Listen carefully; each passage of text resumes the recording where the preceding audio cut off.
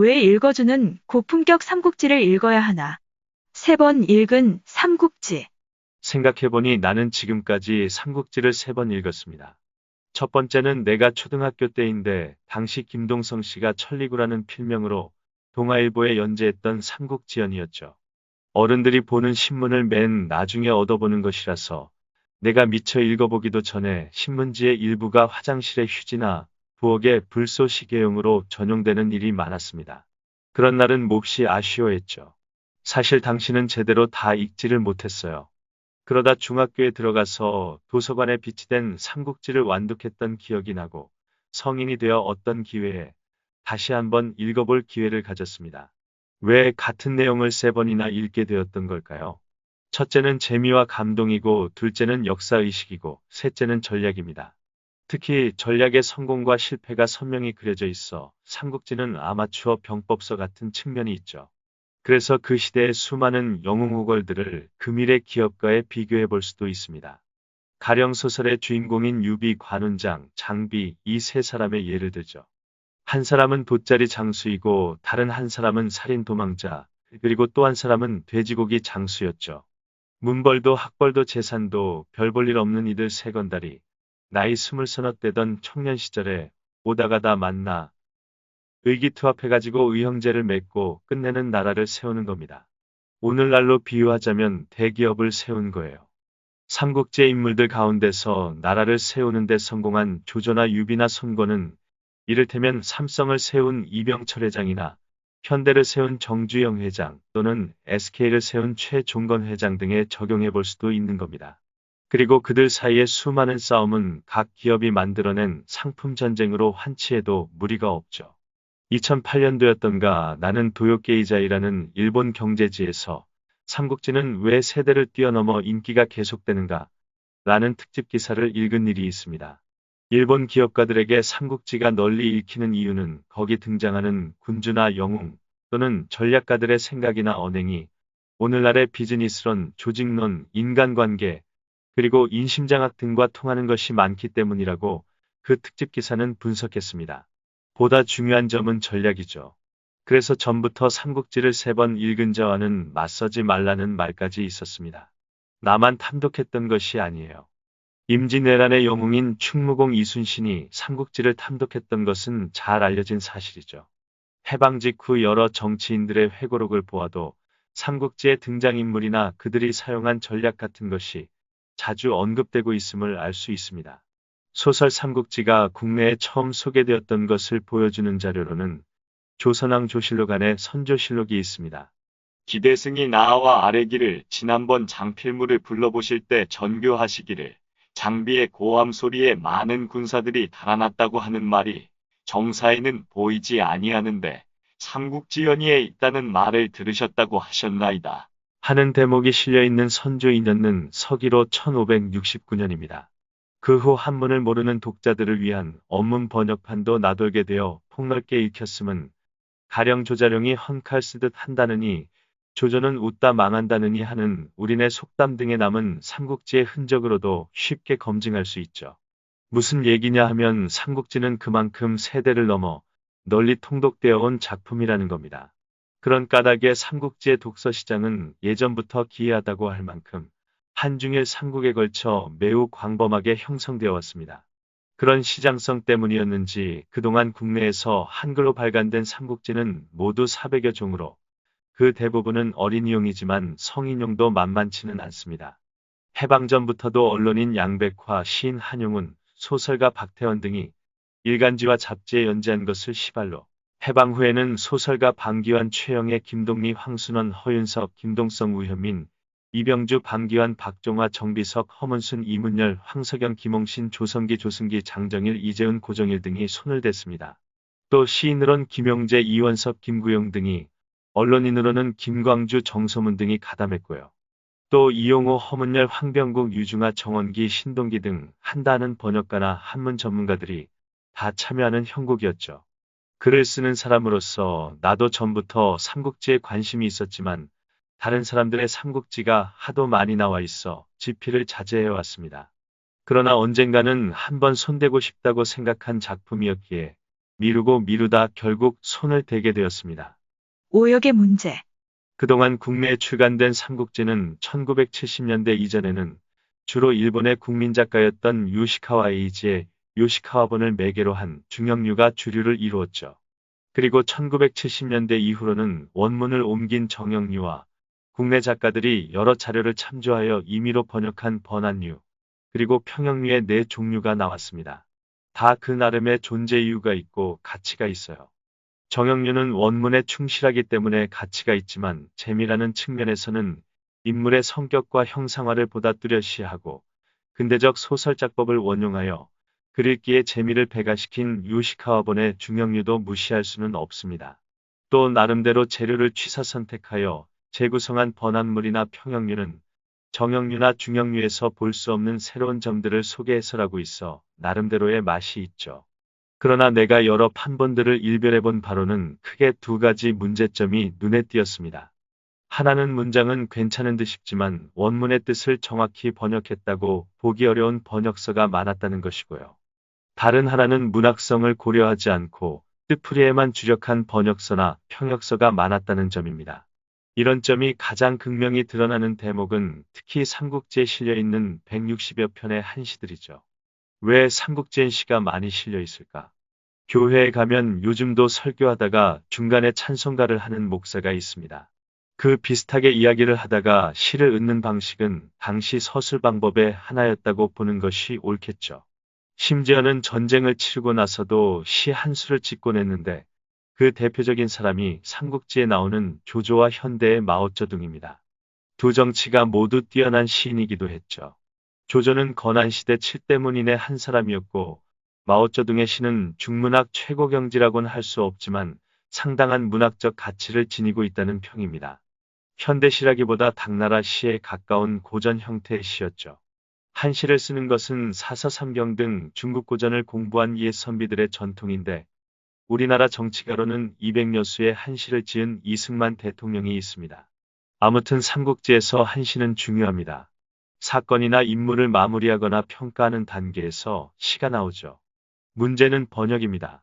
무엇이 문제인가 하는 점을 분명히 하기 위해 국내에서 많이 팔렸던 삼국지의 한시 번역문을 잠시 인용해 보겠습니다. A번역서 곧 중형류의 경우입니다. 1점의 앵도 같은 붉은 입술을 열고 보니 두 줄의 구슬은 양춘을 뿜어낸다. 정양의 혀는 강철 같은 칼을 토하여 간사한 난복신하를 참하려 하노라. B번역서 곧 정형류의 경우입니다. 앵두알 같은 새빨간 입술, 주빛으로 점을 찍었네. 높고 낮은 두 줄기 노래 쌍구슬이 되어 봄을 뿜는다. 향기로운 혀끝은 강철 같은 칼을 뱉어서 나라 망치는 간사한 난신적자 배려하네. C번역서 곧 번안류 또는 평형류의 경우입니다. 한입 앵도꽃이 새빨간 입술로 열린 듯 옥을 바수어 따스한 봄 뿜어내나. 정양 같은 혀에 숨은 칼날 토하듯 후려 나라 어지럽히는 간사한 도적목 배려하네. 이중 A 중형류는 뜻을 제대로 파악한 측면은 있으나 요시카와가 일본어로 옮긴 것을 다시 한글로 중역하면서 시적인 긴장미가 사라졌죠. 비정형류와 C 번안류 또는 평형류는 한문까지 병기하여 짐짓 원문에 충실한 것 같은 모습은 취했지만 문제는 해석입니다. 둘 다 분양춘을 봄을 뿜는다고 옮겼으나 이 문장은 따스한 봄을 찬양하는 양춘곡을 노래한다는 뜻이죠. 그래서 전체적으로 이 시는 초선이라는 미녀가 옷 같은 아래 윗니 사이로 양춘곡이란 노래를 부르고 있지만 마음만은 자신의 혀를 날선 칼날처럼 옆으로 뱉어 역적 동탁의 목을 베어버리고 싶다는 비장한 의지를 피력한 노래입니다. 앞에 소개한 세 번역문보다 뜻이 분명해진 다음 번역문을 비교해 보시기 바랍니다. 한 점의 앵도 같은 붉은 입술 열고서 옷 같은 아래윗니 양춘곡 노래하나. 정양내 나는 혀는 한자루 칼이 되어 나라 망친 간신에 목 베기를 원하네. 오역의 사례는 상당히 많습니다. 간단한 것만 들어보아도 유비가 육손에게 하는 말 가운데 어찌 주둥이 노란 더벅머리 놈보다 못하겠느냐라고 번역한 역본이 있어요.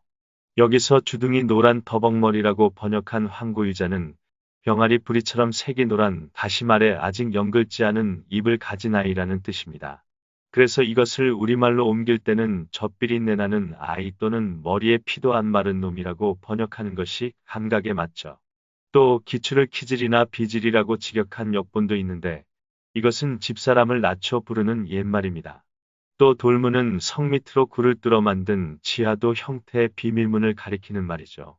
성을 포위하고 있는 적을 불시에 습격할 때 이곳을 통해 돌격해 나간다고 하여 돌문이라 부른 것인데 어떤 역자는 돌자에서 영감을 얻었는지 우뚝 솟은 성문이라고 번역하였습니다. 이런 식의 자잘한 오역은 너무 많아 열거하기가 어려울 정도입니다. 문학성의 문제. 번역은 정확성과 더불어 문학성도 고려해야 합니다. 이를 성취하기 위해서는 경직된 직역도 곤란하지만 제멋대로의 의역도 금물입니다. 다음은 적벽대전을 승리로 이끌었던 주유의 죽음을 노래한 시인데 그 번역문입니다. 적벽에서 웅렬하게 싸워 역사에 남길 때 젊고 목소리는 씩씩했네.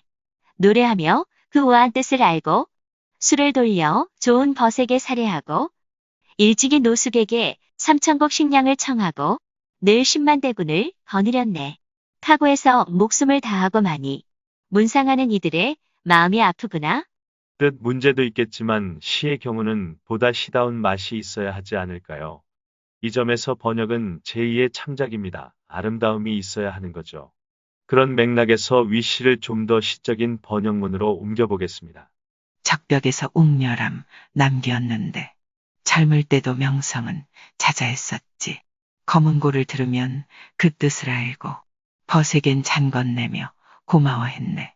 일찍이 삼천섬에 군량 청하여 상시로 10만 대군 호령했는데 파구라는 곳에서 수명 다하니 주목에게 마음이 아려오노나. 구성의 문제. 삼국지 이야기는 본래 3세기의 진수가 나라의 명을 받아 정사를 편찬한 이후 삼국시대의 흥망성쇠에 대한 풍부한 자료와 야사와 소재가 덧붙여지면서 천년 동안 연극 또는 이야기 형태의 삼국지 저본들이 여럿 저술되었는데 이를 나관중이 취합하여 새로 집필한 것이 삼국지 통속연의입니다. 통속이란 알기 쉽게 한다는 뜻이고 연의란 사실을 구현하여 재미나게 설명한다는 뜻이니 이 두 단어를 합친 통속연이란 결국 사실을 알기 쉽고 재미나게 부연한 글, 곧 소설이란 뜻이 됩니다. 따라서 삼국지 통속연의는 제목이 좀 기니까 시대에 따라 이를 줄여서 삼국지연의, 삼국연의, 소설 삼국지 또는 삼국지 등으로 불리게 됩니다. 삼국지의 초본은 붓으로 쓴 것이라 여러 필사본이 나돌다가 명나라 효종 때인 1494년경 책으로 출간되었기 때문에 효종의 연호를 따서 이를 통칭 홍치본이라 부르게 되었죠. 명나라 가정제 때인 1522년에 보다 완성된 형태로 출간된 판본을 통칭 가정본이라 부르게 되었습니다. 그러나 삼국지는 민중적 인기가 가히 폭발적이었기 때문에 그 후로도 장백당본, 역봉춘본, 주일교본, 이타고본, 하진우본, 양미생본, 오관명본, 여상도본, 주정신본, 종백형본 등 20여 종이 나돌다가 청나라 초기인 1679년 모종강본이 등장하면서 기존의 삼국지 시장을 천하통일하게 되었습니다. 그해 1679년 이봉이어의 이어본이 도전장을 던졌으나 역부족이었죠. 여러 세대를 거쳐 승자로 살아남았고 현재까지도 한국 정형류의 주대본이 되어 있다는 것은 그만큼 모종강본이 구성면에서 탄탄했다는 뜻입니다. 작품성이나 재미 면에서도 독자에게 어필하는 점이 있었다는 뜻이죠. 결국 삼국지는 무엇을 이야기하고 싶었던 것일까요? 유교적 사관으로 이야기를 재정립한 모종강본의 주제는 한마디로 유비는 옹호하고 손권은 억누르며 조조는 반대한다는 옹유억선 반조의 촉한 정통설입니다. 청나라 초기에 살았던 모종강 부자는 결국 만주족이 세운 청나라에는 중국의 정통성이 없다는 점을 말하고 싶었던 것이죠. 그런데 일본 문인들의 회고록에 보면 요시카와 에이지의 삼국지가 신문에 연재된 것은 태평양 전쟁 중이었는데 당시 일본에서는 유비의 총나라를 일본으로 조조의 위나라를 미국으로 간주하면서 자국민의 애국심을 부추겼다고 합니다. 아전인수격이죠. 그래서 개 중에는 원작의 주안점인 유비의 촉한 정통설을 변형한 평형류도 있고 옴기니의 민중사관을 집어넣은 번안물도 있습니다. 어떤 이는 정사의 기록을 조사하여 원작의 디테일이 잘못되었다는 점을 일일이 지적 부각시켜 무슨 대단한 일을 해내기라도 한 것처럼 으스댄 번역류도 있죠. 그런데 내가 여기서 하나 짚고 넘어가고 싶은 점은 정사가 진짜 역사이니까 이에 근거해 소설 삼국지에 나오는 색깔이 다른 얘기는 다 거짓말인 것처럼 비판하려는 경향에 대한 것입니다. 본래 정사란 정확한 역사, 다시 말해 accurate history라는 뜻이 아니고 당대 정부 또는 조정이 인정한 정식 역사, 곧 official history란 뜻입니다. 따라서 정사의 편찬 과정에서는 정부의 입맛에 따라 서술 방향과 내용이 바뀔 수도 있죠. 또 정사의 집필 과정에서도 참가자의 이념이나 취향에 따라 사료의 취사 선택은 물론 자의적인 각색까지도 얼마든지 가능하다는 점을 간과해서는 안 됩니다. 따라서 정사는 진실이고 소설은 거짓말이라는 식의 이분법적인 비평과 관련해서는 소설 삼국지가 사실이 7이고 허구가 셋이라고 평한 18세기 청나라 대학자 장학성의 말을 상기시키고 싶습니다. 이야기의 70%가 역사적 사실이라면 어떤 의미에서는 매우 훌륭한 역사책인 셈이죠.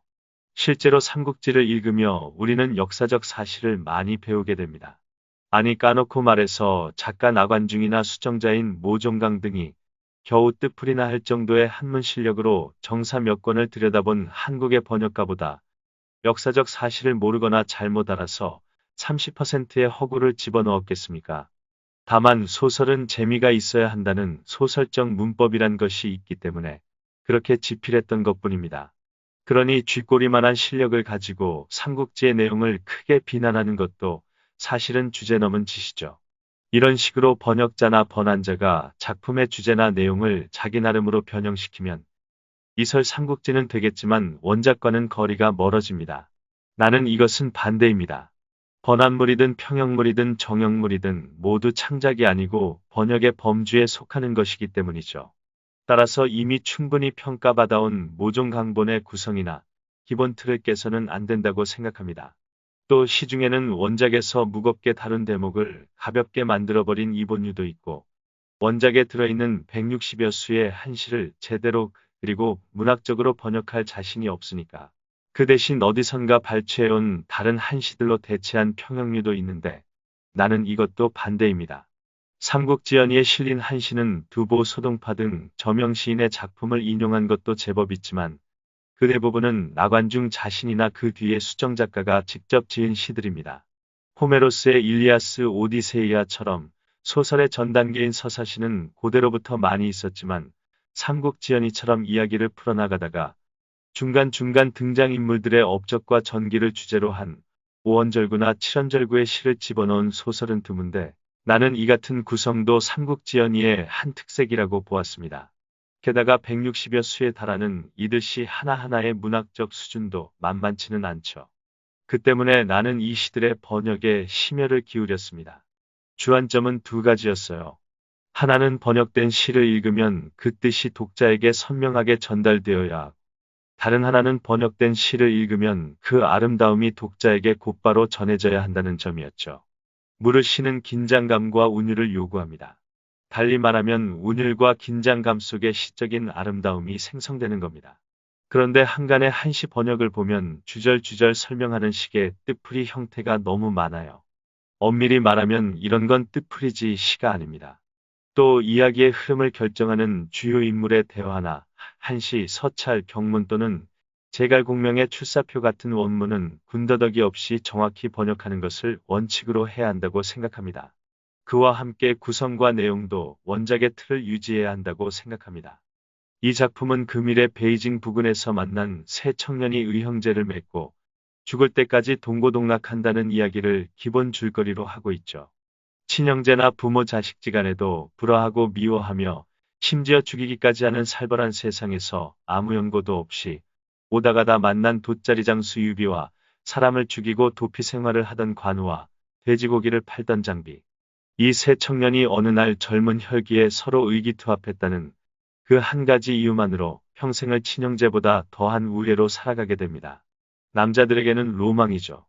왜냐하면 인간은 본질적으로 외로운 존재이기 때문입니다. 삼국지가 시대를 넘어 많은 사람의 사랑을 받는 이유 중에 하나일 겁니다. 이 같은 작품의 기본 틀을 깨면 안 된다는 거죠. 다만 작품을 내놓은 지 600여 년이 지난 지금의 시점에서는 특히 삼국지를 처음 대하는 젊은 세대의 감각에 맞지 않는 점도 있다는 의견을 수렴하여 이야기의 전개와 묘사는 때로 현대적인 의미의 소설적 기법을 원용하고 독자의 이해를 돕기 위해 주요 인물과 사건에 대한 현대적 해석을 가할 필요는 있다고 생각합니다. 묘사와 설명의 문제. 왜냐하면 삼국지에 나오는 인물과 사건은 역사에 기록된 실제 인물과 사건이기도 하지만 우리의 삶 속에 살아있는 것은 역사로부터 작품에 편입되었다가 다시 우리 삶에 투영된 작품상의 인물들과 사건들이기 때문이죠. 가령 유비는 착하고 덕이 있고 충직한 사람으로 그려져 있지만 그것이 유비의 진정한 모습이었을까? 어릴 때부터 임금을 꿈꾸었던 그는 재산도 문벌도 학식도 무술 솜씨도 무엇 하나 이렇다 할 만한 것을 가진 것이 없는 인물이었죠. 그렇기 때문에 그가 택한 전략은 절대로 자신의 속내를 드러내지 않으면서 모든 것을 가진 당대의 인물 조조와 정반대로 행동한다는 것이었습니다. 일종의 틈새 전략이죠.